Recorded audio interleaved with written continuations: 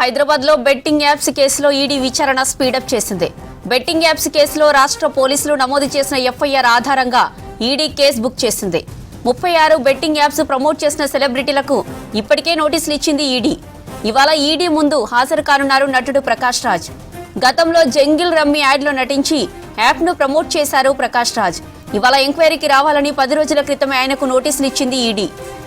Right, ఇక ఇదే విషయానికి సంబంధించిన మరిన్ని డీటెయిల్స్ రామ్ ప్రసాద్ మనకి లైవ్ లో అందిస్తారు. రామ్ ప్రసాద్, అప్డేట్స్ ఏంటి?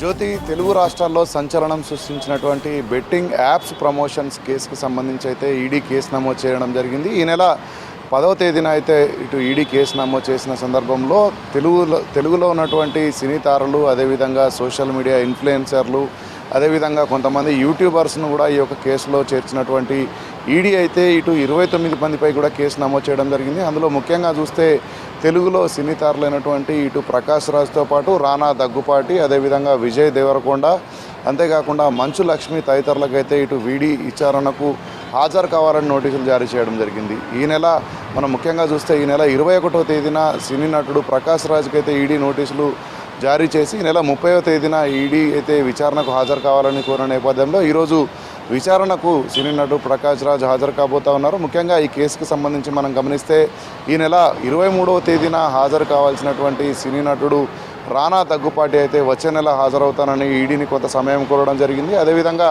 వచ్చే నెల 6వ తేదీన హాజరు కావాల్సినటువంటి సినీ నటుడు విజయ్ దేవరకొండ కూడా మరికొంత సమయం కావడంతో అయితే వారికి ఆగస్టు 11వ తేదీని కేటాయించినటువంటి ఈడీ అధికారులు అయితే ముఖ్యంగా ఇటు మంచు లక్ష్మికి వచ్చే నెల 13వ తేదీన హాజరు కావాలంటూ కూడా నోటీసులు జారీ చేసినటువంటి పరిస్థితి కొనసాగుతుంది. ముఖ్యంగా మనం చూస్తే ఇటు రాష్ట్ర వ్యాప్తంగా గతంలో చూడవచ్చు బెట్టింగ్ యాప్ ప్రమోషన్లో అయితే సినీ తారలు చేసినటువంటి ప్రమోషన్స్లో భాగంగా చాలామంది అమాయకమైనటువంటి ప్రజలు, ముఖ్యంగా ఇటు యువత అయితే బెట్టింగ్ యాప్స్ బారిన పడి ప్రాణాలు కోల్పోవడం జరిగింది. అంతేకాకుండా ప్రధానంగా ఇవన్నీ కూడా నగదుకు సంబంధించినటువంటి లావాదేవీలు జరగడంతో అయితే ఇటు ఈడీ అధికారులు పిఎంఎల్ఏ యాక్ట్ ప్రకారం అయితే prevention of money laundering act కింద కేసు నమోదు చేయడం జరిగింది. ఈ కేసులో భాగంగా సినీ తారలతో పాటు అదేవిధంగా సోషల్ మీడియా ఇన్ఫ్లుయెన్సర్లు, యూట్యూబ్లో సంబంధించినటువంటి యూట్యూబర్స్ కూడా నోటీసులు జారీ చేసి కేసులో వాళ్ళను చేర్చడం జరిగింది. ఈ కేసును మనం గమనిస్తే ఈరోజు ఉదయం 10:30 గంటలకైతే సినీ నటుడు ప్రకాష్ రాజ్ ఈడీ కార్యాలయానికి చేరుకుని ఇటు ఈడీ అధికారుల విచారణను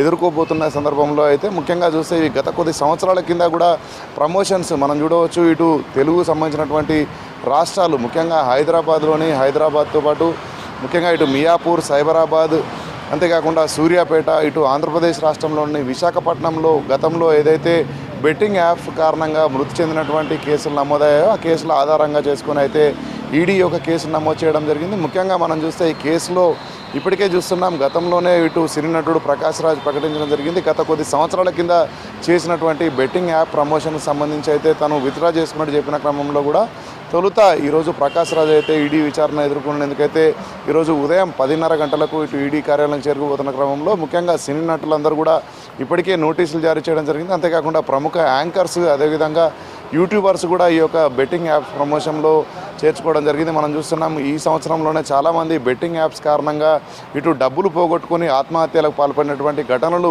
కూడా జరిగిన క్రమంలో పూర్తి స్థాయిలో ఏ స్థాయిలో ఆర్థిక లావాదేవీలు జరిగాయి, దీంట్లో ఇటు సినీ నటుల పాత్ర ఏంటి అనేటువంటి అన్ని అంశాలపై కూడా ఆధారంగా చేసుకొని పిఎంఎల్ఏ యాక్ట్ కింద అయితే ఇటు ఈడీ అధికారులు కేసు నమోదు చేసి విచారణ చేస్తున్న క్రమంలో ఈరోజు సినీ నటుడు ప్రకాష్ రాజ్ ఉదయం 10:30 గంటలకైతే ఈడీ కార్యాలయానికి చేరుకొని ఇటు ఈడీ విచారణను ఎదుర్కోబోతున్నటువంటి పరిస్థితి అయితే ఈడీ కార్యాలయం వద్ద కొనసాగుతుంది. జ్యోతి.